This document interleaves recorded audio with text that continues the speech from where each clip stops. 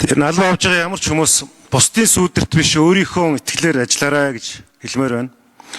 Яг би сая асуусан асуултанд юу гэж хүсчихсэн гэхээр энэ одоо эдийн засгийн энэ хүндрэл нөхцөл байдлууд чинь нөгөө л авилга, нөгөө л хулгай, нөгөө л ашиг сонирхлоос болдог.